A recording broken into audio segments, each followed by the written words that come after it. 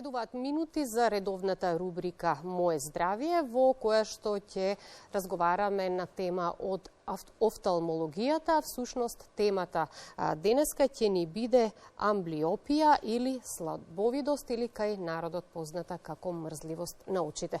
На оваа тема разговарам со мојот гостин во студиото, доктор Сашо Ѓорѓиевски, офталмолог. Добро утро и добре дојдовте. Добро утро. Добро ве најдов. Убаво би било на самиот почеток да ја отвориме темата со прашањето и секако одговорот на прашањето што е амблиопија или слабовидост.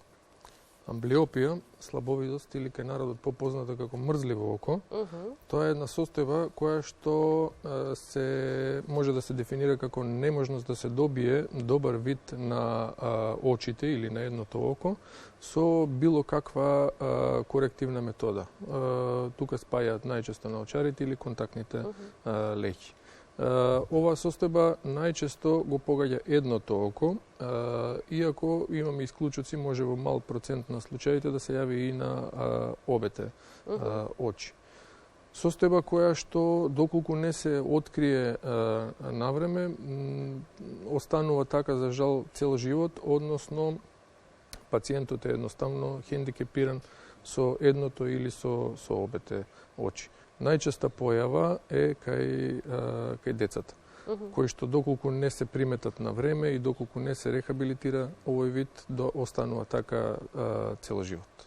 Најчесто луѓето не се свесни дека всушност имаат проблем со слабовидост, па би сакала да ми кажете како се создава. Рековте дека може да се јави и на едното, но и на двете очи. Да. Всушност, оваа амблиопија може да се подели на три дела, односно во зависност од причината која што се јавува. Првата група е страбизмична, кај што се јавува кај луѓе кои што имаат страбизам. Втората група е рефрактивна, која што се јавува заради диоптерски проблеми, односно најчесто е разлика во диоптријата помеѓу едното и помеѓу другото око, и третата причина е органската, која што е заради одредени патолошки состојби, дали на едното или на обете очи не може да ни се развие видот. За да го доловиме ова сликовито, ја и на пациентите им објаснувам дека всушност ние луѓето не гледаме со очите, него гледаме со мозокот. Очите ни се како едноставно прости камери кои што ни примаат сензации од надворешната средина. Очниот нерв кој што оди од окото до мозокот ни игра улога на еден кабел кој што ни ги спроведува овие информации, а мозокот е тој, односно сликовито кажано процесор кој што ги обработува овие податоци и ни ја прикажува на сликата. Дали е во две димензии или во три димензии. Доколку очите ни функционираат подеднакво и десното и левото, ние добиваме слика од три димензии, односно на длабинска слика. Доколку функционира само едното око, ние гледаме дводимензионално, односно во две димензии, односно немаме длабока перцепција на предметите кои што ги гледаме. Сега, доколку ние на мозокот не му презентираме слики од едното или од другото око, мозокот едноставно го запоставува тоа око, односно прима перцепција од она око кое што му добива подобра слика, и тоа око, односно тој центар за вид во мозокот кој што ни е одговорен за тоа око, го развива максимално. Доколку не му носиме слика како што треба, тој центар за вид останува таков каков што е, односно недоразвиен. Така да најчеста него причината кај овие амблиопија е недоразвиеност на центарот за вид во мозокот. Не е причина окото. Окото, како што кажав, прима само сензации. Доколку прекинеме одредена сензација, тогаш не ни се развива центарот за вид. Центрите за вид ни се развиваат до некоја си 7-8 година од животот. Така да доколку ни се развијат на тоа ниво, останува толку цел живот. Така да и целта на нас како офталмолози е да ги видиме овие дечиња кои што имаат проблем и да го рехабилитираме, односно да го почнеме да го рехабилитираме видот на време, заради тоа што тоа, па ќе кажам, можеме да го направиме максимум до 8-та година. Имаме случаи до 9-та година, меѓутоа ништо повеќе понатаму. И сега, кога говориме за било какви здравствени проблеми или заболувања, најважна е превенцијата, но и раното откривање. Како луѓето да забележат дека станува збор или имаат проблем со слабовидост, па да реагираат? Да, тука е најголемиот проблем заради тоа што одреден број на пациенти, односно на дечиња, не можеме да ги приметиме, доколку не ни дадат одредени симптоми, односно знаци. Најчести знаци тоа се доближување до телевизорот, доближување на предметите, несигурност во фаќањето на предметите, замижување на очињата. Кај одредени пациенти може лесно да се увиди тоа доколку имаме страбизам. Тогаш и самите родители рано алармираат и тогаш го откриваме проблемот. Меѓутоа, најтешки пациенти се тие кои што не дават никакви симптоми и сосема случајно се откриваат на систематски преглед. Меѓутоа, тоа и ние се буниме како офталмолози, тие систематски прегледи до сега и во наше време се правеа во прво оделение, односно на 6 години. Доколку ги откриеме дечињата на 6 години, имаме мал период на кој што ни останува за рехабилитација. Ние алармираме порано да се прават тие систематски прегледи, односно уште во градинките, за да ги фаќаме на време овие дечиња и да имаме време за да го рехабилитираме видот. Да ги споменувате децата во насока нели на раното откривање, раната превенција, раниот третман за да нели се подобри состојбата со слабовидоста. Под тука ми се наметнува и прашањето кои деца се поподложни на проблемите околу слабовидост?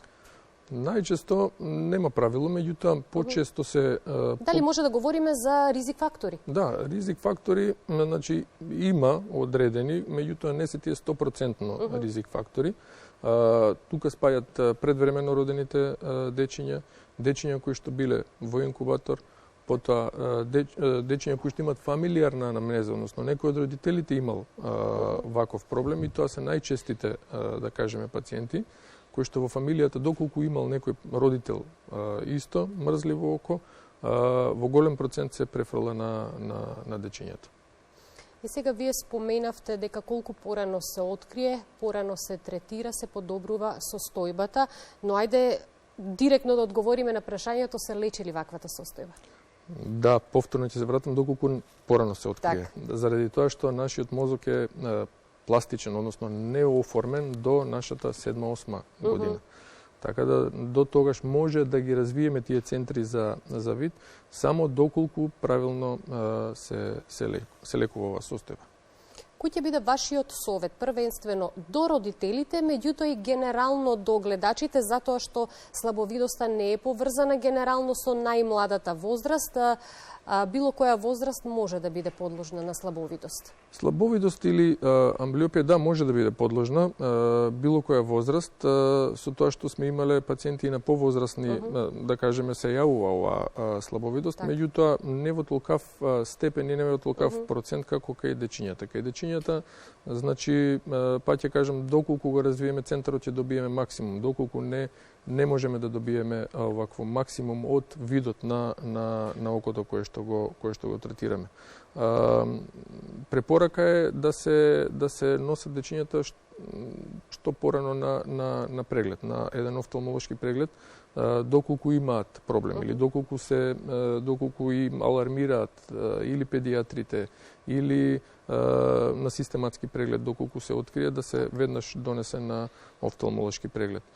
Ние сугерираме од прилика околу 3-4 година регуларно да се направи еден офталмолошки преглед кај дечињата, се со цел за да се увиди дали имаме некој проблем или немаме проблем. До 3-та година кажуваме доколку немаат проблем со страбизам, заради тоа што негде околу 3-та година дечињата се да кажеме, за прифатливи за соработка, значи може да се направи еден комплетен преглед. Меѓутоа, доколку имаме страбизам од самото раѓање, тогаш ќе треба да се алармира веднаш за да се отклони тој страбизам и да му се овозможи уште во бебешка возраст да прима сензации тоа око како што треба.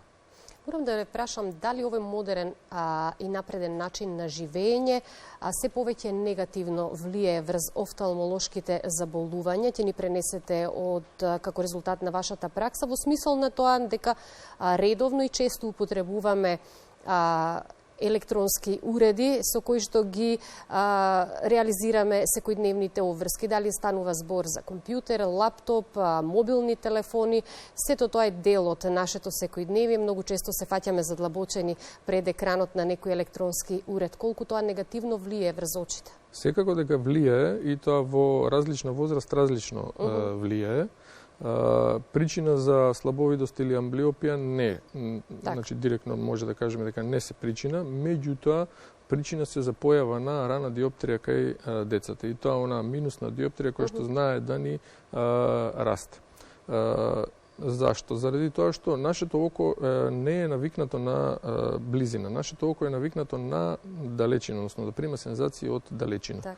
Останало уште од старо време дека зелената боја ги одмара очите. Не е зелената боја толку колку што ги одмара очите, него тоа е синоним за далечина. Односно, далечината, гледањето во далечина ги одмара очите, во смисла ги релаксира сите тие мускули кои што ги имаме внатре во окото и едноставно имаме подобар, да кажеме, подобро се чувствуваме после тоа. Во кај повозрастните електронските уреди на друг начин делуваат, го забрзуваат тој процес што се вика на презбиопија, односно на потреба за наочари за читање, односно за близина. И исто така ни прави пореметување во солзниот филм кој што ни допринесува за појава на сувост на очите, односно субјективните гоби како што се гребење, печење, црвенило. За жал, без овие електронски уреди не можеме да функционираме, меѓутоа совет малце повеќе почести паузи и доколку имаме вакви субјективните гоби да се користат вештачки солзи. Генерално препорака до сите наши гледачи ќе биде дека најдобро ќе се грижите за вашето здравје, за здравјето на вашите очи, доколку редовно одите на офталмолошки прегледи, нека биде тоа дел од оној редовен календар за потребите кои што треба да ги направите како грижа за вашето здравје. На тој начин секако навремено ќе реагирате, а најдобро пак можете и да спречите било какво заболување или промена. Точно, секако. Да. Препорака е, значи, тој календар што го спомнавте е во детска возраст обавезно еден офталмолошки преглед и тоа од 3-та година, потоа во школската возраст уште еднаш офталмолошки преглед за да се превенира, односно да се фати на време она школска миопија, во адолесцентската возраст, односно во пубертетот исто уште еден.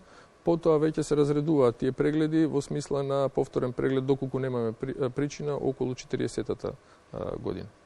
Ви благодарам многу за гостувањето. Се надевам дека дадовме одлични одговори на темата за која што говоревме денеска во рамките на офталмологијата, слабовидоста и секако ги поттикнавме гледачите малку повеќе да се грижат за здравјето на своите очи. Да, Ви благодарам уште еднаш. Фала.